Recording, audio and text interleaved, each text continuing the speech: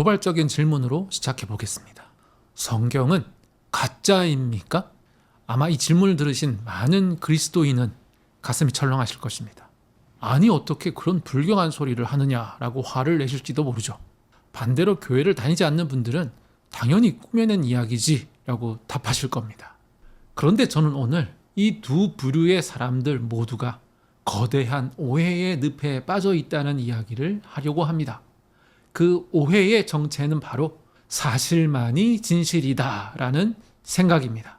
우리는 흔히 어떤 이야기가 가치가 있으려면 그것이 역사적으로 실제로 일어났어야 하고 과학적으로 증명 가능해야 한다고 믿습니다. 즉, 사실, 팩트가 아니면 진실이 아니라고 생각하는 거죠. 하지만 여러분, 정말 그렇습니까? 오늘 저는 여러분과 함께 성경을 가둬두고 있는 사실이라는 감옥의 문을 열어보려고 합니다. 우리가 이 고정관념을 버릴 때 성경은 비로소 우리 삶의 피와 살이 되어 흐르는 살아있는 진실이 될 것입니다. 이해를 돕기 위해 동화 이야기를 해보죠. 미운 오리 새끼 이야기를 아시죠? 안데르센이 쓴 이 이야기는 사실인가요?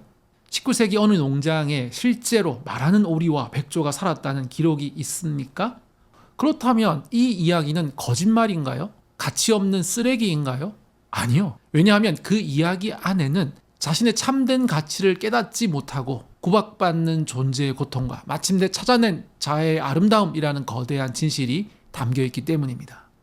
양치기 소년은 어떻습니까? 실제로 그런 소년이 있었는지는 중요하지 않습니다. 거짓말을 반복하면 신뢰를 잃고 결국 파멸한다는 그 진실은 인류 역사상 그 어떤 신문 기사보다 더 강력한 힘을 가집니다. 여기서 우리는 아주 중요한 법칙 하나를 발견합니다. 어떤 이야기가 진실하기 위해 반드시 역사적 사실일 필요는 없다. 오히려 때로는 사실의 제약에서 벗어날 때 진실이 더 선명해집니다. 사실은 그때 거기서 일어난 이례적인 사건이지만 진실은 언제 어디서나 통용되는 보편적인 생명력을 갖기 때문입니다. 그런데 왜 우리는 유독 성경 앞에서만 이 유연함을 잃어버리는 걸까요?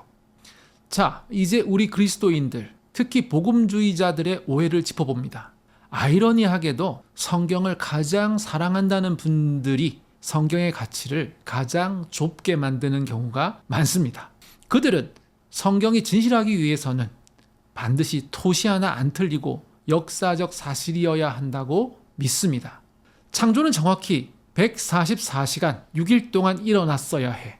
그래야 하나님이 살아계신 증거가 되지. 요나는 반드시 생물학적으로 큰 물고기 뱃속에서 3일을 버텼어야 해. 안 그러면 성경은 사기야.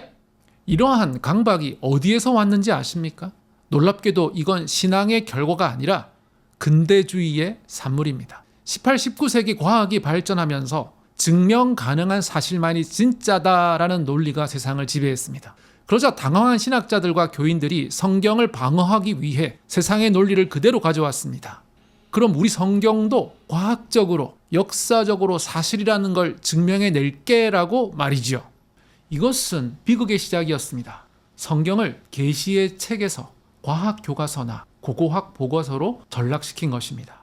시인이 내 마음은 호수요라고 노래하는데 거기다 대고 내 마음의 성분을 분석해보니 수소와 산소가 아니다. 그러므로 너는 거짓말장이다 라고 따지는 꼴입니다. 성경은 문학, 시, 노래, 비유, 신화, 상징이 뒤섞인 거대한 용광로입니다. 장르를 무시하고 그 모든 구절을 CCTV 기록처럼 읽으려 할 때 우리는 성경이 전하고자 하는 영적인 진실로부터 멀어지게 됩니다. 자, 그럼 구체적으로 예를 들어 봅시다. 창세기 1장을 볼까요?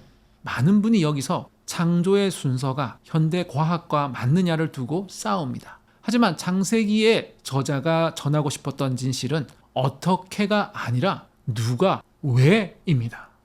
당시 고대 근동의 신화들은 신들이 자기들끼리 싸우다가 흘린 피나 시체에서 인간이 태어났다고 말했습니다. 인간은 그저 신들의 노예였습니다. 그런 시대에 창세기는 선포합니다. 아니, 온 우주는 하나님의 지혜로운 설계로 만들어졌고 인간은 그분의 형상을 닮은 존엄한 존재다. 이것이 창세기가 말하는 진실입니다. 이 진실은 창조가 6일이 걸렸든 138억 년이 걸렸든 상관없이 유효합니다. 오히려 과학적 사실에 매몰되는 순간 나는 존엄한 존재인가? 라는 실존적 질문은 사라지고 맙니다. 요나서도 마찬가지입니다. 물고기 뱃속에서 사람이 살 수 있느냐는 질문에 답하느라 진을 다 빼고 나면 요나서가 진짜 하고 싶은 말인 내가 싫어하는 원수조차 하나님은 사랑하신다. 너의 편협한 민족주의를 버려라. 라는 뼈아픈 진실은 들리지 않게 됩니다. 예수님의 비유는 또 어떻습니까? 선한 사마리의 이야기가 사실입니까? 예수님이 특정 장소와 시간을 명시하며 실제로 이런 사건이 있었다고 리포트를 하시던가요? 하지만 그 이야기는 지난 2000년간 어떤 역사적 사건보다 더 많은 사람의 이기심을 부수고 자비를 실천하게 했습니다. 왜일까요? 사실이어서가 아니라 진실하기 때문입니다. 말씀을 정리하겠습니다. 성경이 사실의 기록이어야만 진실하다는 오해를 버릴 때 우리는 비로소 성경을 제대로 읽을 수 있습니다. 성경은 우리에게 정보를 주기 위해 기록된 책이 아니라 우리를 변화시키기 위해 주어진 책입니다. 아브라함이 이삭을 바치려 했던 이야기가 고고학적으로 증명되는지보다 더 중요한 것은 내 삶에서 가장 소중한 것을 내려놓아야 하는 그 순간에 내가 어떤 진실 앞에 서 있는가를 묻는 것입니다. 복음주의적인 열심은 귀합니다. 성경을 하나님 말씀으로 믿는 그 순수함은 소중합니다. 하지만 그 열심이 문자주의라는 감옥에 갇혀서는 안 됩니다. 하나님은 사실의 나열보다 훨씬 더 크신 분이며 그분의 진리는 동화보다 더 신비롭고 시보다 더 아름다운 방식으로 우리에게 다가옵니다. 여러분, 이제 성경 읽을 때 질문을 바꿔보십시오. 이게 진짜 일어났던 일인가라고 묻기 전에 이 이야기가 담고 있는 인간과 하나님에 대한 진실은 무엇인가라고 물으십시오. 그때 성경은 고대 유대인들의 낡은 기록이 아니라 오늘 여러분의 삶을 뒤흔들고 새롭게 하는 살아있는 하나님의 말씀으로 다가올 것입니다.